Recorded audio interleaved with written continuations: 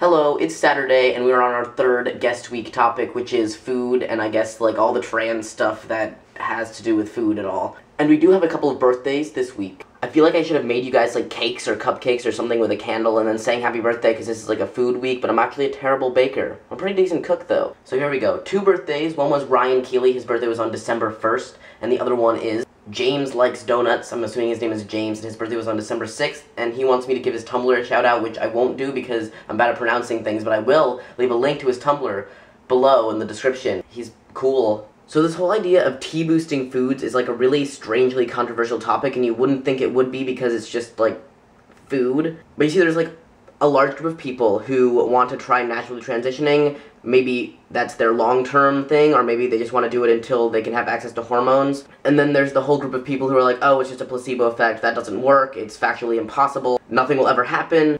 And then the other group are like, oh, well, you guys are kind of a bunch of bummers because you're kind of raining on our parade. But, I mean, there is facts that go along with, like, hormones and foods and what it can do to your body, so my camera just ran out of batteries because I left my camera battery charger at home over the last break, and that's like a 7-hour drive away, so I'm not even, obviously I can't do anything about that, so we're gonna kick it old school with this webcam. I hope that doesn't offend anybody. But anyway, I'm gonna give you some facts on what I know. I've done my research, I've talked to people who've done way more research than I have, so I'm really not just pulling things out of my ass. So let's talk about supplements. There's a number of supplements that I know that a lot of guys take because they think it's going to, like, boost their T.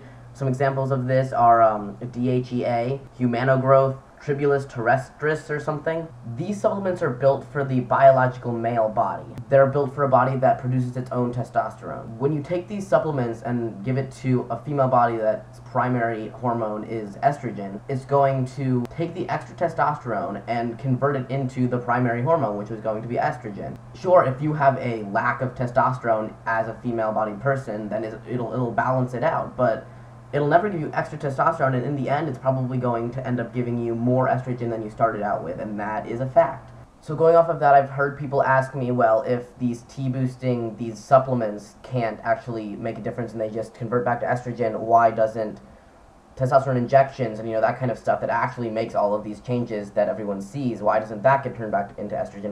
Why does that work and not the supplements? With stuff like injections, the hormone is actually traveling to, like, a receptor that is going to be told because of your injection that it needs to produce more testosterone. Supplements just aren't built that way. A supplement is meant to balance you out. It's not going to overcompensate with T. So with, like, actual medical testosterone, you're actually telling your body to create more testosterone than it wants to. With supplements, you're telling your body to get you at a healthy level for, your biological, anatomical, birth, sex.